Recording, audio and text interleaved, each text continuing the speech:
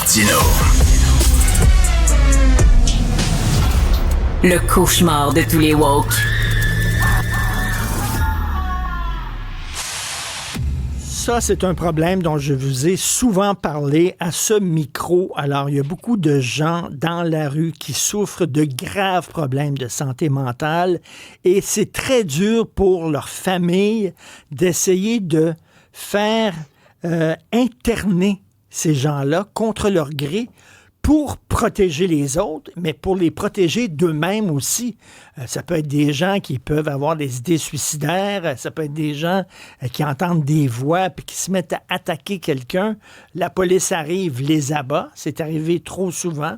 Fait que quand tu as un proche qui souffre de santé mentale, tu veux l'interner contre son gré, mais c'est la croix et la bannière. C'est extrêmement difficile. C'est la fameuse loi là, P38 et c'est très dur à faire appliquer. Et là, il y a des gens qui font circuler une pétition en disant « faut que ça change ». Nous allons en parler avec Luc Vigneault, qui est premier père aidant en santé mentale au Québec, conférencier, chargé de cours au département de médecine et de pharmacie à l'Université Laval. Monsieur Vigneault, bonjour. Bien, bonjour, M. Martineau. Plaisir. Je suis très content de vous parler. J'ai beaucoup d'admiration et de respect pour vous, M. Vigneault. Vous avez longtemps souffert de schizophrénie, en fait. Exactement. Schizophrénie, psychose, toxicomanie, traîné dans les rues de Montréal. J'habite Québec aujourd'hui, mais j'étais à Montréal à l'époque. Là. Effectivement... Puis croyez-moi que c'est très souffrant. Puis croyez-moi, d'entrée de jeu, pendant la loi, elle a 25 ans. Puis moi, je remercie le ciel qu'on m'ait pris par le collet de la chemise pour m'emmener à l'hôpital, pour me faire soigner, avant de commettre l'irréparable. Donc, présentement, le ministre Carman, il est ouvert à la changer. Ben on va prendre la porte là, puis le corde avec. Là, il n'y a pas de honte à avoir une maladie mentale. C'est comme avoir un cancer. Bon Dieu, là, c'est une maladie comme une autre. Monsieur Vigneault, avant de parler de la loi P38, comment vous vous en êtes sorti de ça? Ben, je m'en suis sorti parce que j'étais bien accompagné, bien soutenu par ma famille, mes proches.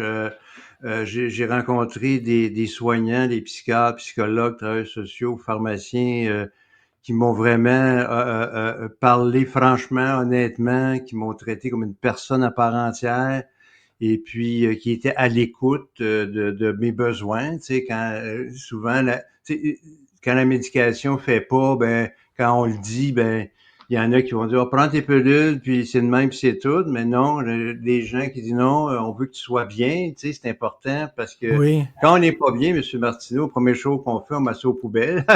Et c'est là que ça peut être dangereux, donc d'être à l'écoute. Donc, des gens étaient à l'écoute de moi, qui m'ont donné des informations sur la maladie. Puis comme je vous le dis au début, quand tu es en psychose, tu es ta réalité à toi, tu es convaincu que c'est vrai. Quand tu as des voix mandatoires, là, qui te commande de tuer n'importe quoi, c'est ta réalité là. Donc au début, ben il faut protéger les gens là. Pour moi, c'est fondamental. Et M. Vigneault, peut-être il fut un temps où c'était trop facile de faire interner les gens contre leur gré. Hein? Il y en avait un dans une famille qui était peut-être un petit fatigant, qui était tannant, etc. On ne l'aimait pas. On le faisait interner. Émile Nelligan, hein, qui a été interné. C'est un exemple. C'était quelqu'un qui n'était pas dangereux. Christy, c'était un poète. Pacifique, un poète. Oui, pacifique. Donc, on comprend que c'était trop facile. Mais maintenant, la loi, on est passé d'un extrême à l'autre, puis on a l'impression, c'est l'impression que j'ai, c'est trop difficile maintenant de faire interner quelqu'un contre son gré. Pourtant, la personne qui a des problèmes de psychose, de schizophrénie, n'est pas à même d'émettre un jugement. Là. C'est la dernière personne à dire « Oui, j'ai besoin de soins, internez-moi ». C'est sûr que cette personne-là va dire non. Ben non, quand elle est en plein délire, là, c'est sûr que... Puis vous avez tout à fait raison, puis... aussi la schizophrénie est tellement stigmatisée encore là. Bon, on voit des progrès qui se fait là, rien que dans les médias on en parle de façon respectueuse là. Puis Mais tu sais, même dans le réseau, quand t'arrives à l'urgence avec la schizophrénie, des fois, les gens, ils savent pas trop quoi faire, tu sais. Bon, peut-être ça reste à améliorer, puis on s'entend tout le monde là-dessus. Mais par contre, on a menotté les psychiatres, on a menotté les familles, puis plus que ça, on a mis une fardeau sur le dos des familles. En disant, c'est à vous à faire des démarches, c'est à vous à faire interner votre proche, puis à nous prouver qu'il y a un problème.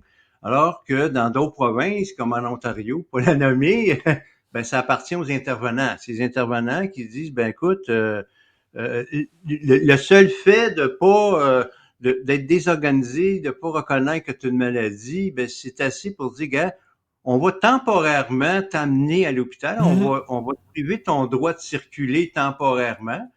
Exactement comme quand j'arrive à un feu rouge, hein, ben, temporairement, mon droit de circuler, il est arrêté, mais on va t'évaluer, puis si tout est beau, ben, tu retournes chez vous. Sinon, ben, on va te soigner. Tu sais, on va te redonner ta tête. Parce que quand tu as perdu ta tête, là, la maladie a pris possession de ton esprit, de ton corps. Tu as perdu ta liberté, tu t'appartiens plus.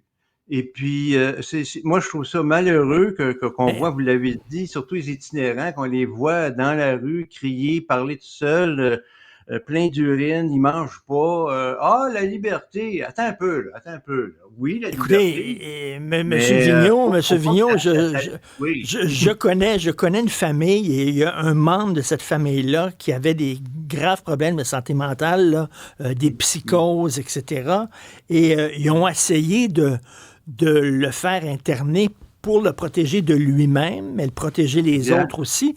Et là, ben, les policiers, c'était toujours la même chose. Puis les intervenants, c'est, ben, est-ce qu'il a fait du mal à quelqu'un? Puis là, non, mais on sent que ça s'en vient. Ça On s'en vient, sent là. que ça s'en vient, là. Ah, ben, on peut rien faire tant qu'il n'est pas passé à l'action. Mais une fois C'est qu'il est ça. passé à l'action, c'est trop tard, M. Vignon. C'est trop tard. C'est trop tard, puis je vous dirais, dans plus de 90% des actes de violence, de meurtre, c'est auprès d'un proche, hein. C'est rarement un kidam, là. Donc, c'est pour ça que les proches sont aussi en danger. Et puis, c'est important pour le moment qu'on les croit, hein, qu'on croit les gens, puis vous savez, j'ai l'impression qu'on considère pas la schizophrénie comme une maladie noble, hein. Tu sais, vous et moi, on a eu le cancer, puis on est bien accueillis, on est bien Oui. traités. Mais schizophrénie, tu sais, quand tu parles ça à table avec tes amis, c'est moins, c'est moins glamour, excusez. Fait que, tu sais, mais donc faut redonner à cette maladie-là la noblesse qu'elle mérite. Puis, comme je vous dis, l'enjeu présentement, si vous l'avez dit, c'est est-ce qu'il peut, dans l'immédiat, commettre un danger ou commettre un meurtre? Ben non, là, dans l'heure qui suit, je pense pas, mais on par contre, par ses propos, on voit très bien qu'il est sur le bord, là, tu sais, fait que c'est ça qu'on veut changer. On veut changer le danger imminent par un déséquilibre là, mental qui pourrait causer préjudice à la personne ou aux autres. Est-ce que vous sentez une ouverture de la part du ministre Carman? Honnêtement, oui, oui, il y a eu une Hmm. ouverture. Par contre, bon, il y a certains groupes des droits et libertés qui crient au scandale en disant vous nous prouvez de notre liberté, mais on vous enlève pas Voyons. de liberté parce que, vous savez, les droits, là, M. Martineau, il y a le droit d'être soigné, hein, faut pas l'oublier, là. Il y a le droit d'avoir un toit sur la tête, il y a le droit d'avoir une vie pleine de dignité. Donc, c'est ça, finalement. On ne leur enlève pas le droit. Tu sais, quand tu perds connaissance dans la rue, là, Ben ben, on oui. dit pas, il peut pas consentir, on va le laisser là. Ben non, on le prend, on l'amène à l'urgence, comprenez-vous? Mais quand Ben t'es en oui. psychose, c'est pareil. C'est pareil. T'as plus ta tête, t'as plus ta conscience. Ben, On va t'aider, c'est c'est ça comme qu'on veut. quelqu'un qui a fait une surdose et Oui, tout Monsieur à fait. Vigneault, c'est très honorable votre démarche. Et écoutez, en terminant, quand vous étiez dans la rue, vous étiez Oui. sans abri, vous entendiez des voix. Est-ce que vous auriez pu imaginer qu'un jour vous seriez conférencier et vous seriez Ah, jamais de chargé la de vie. cours dans une Jamais de la vie. université? Jamais de la vie. Jamais de la vie. Écoutez, moi, j'ai un secondaire 5. J'enseigne aux futurs médecins justement ce qu'on appelle le patient partenaire, de comment on se rétablit. Puis, faut pas hésiter. Faut pas hésiter quand les gens ils ont plus leur tête de leur donner un traitement qui va justement leur donner leur tête. Puis grâce à ça, j'en suis un exemple. Il y en a des milliers comme moi qui ont réussi à avoir une vie merveilleuse, puis à avoir une vie de famille merveilleuse. Écoutez, c'est une très belle histoire, puis c'est une belle démarche que vous faites, hein, Stéphanie. C'est quand même extraordinaire le cheminement que cet homme-là a fait. Puis il faut permettre aussi à d'autres personnes qui souffrent de maladies mentales de sortir de la misère, puis d'avoir votre cheminement aussi, puis d'en fait de trouver leur voie et d'avoir une vie normale. Merci beaucoup, Monsieur Luc Vigneault, donc premier père Merci, aidant en M. santé mentale. Merci. Bonjour.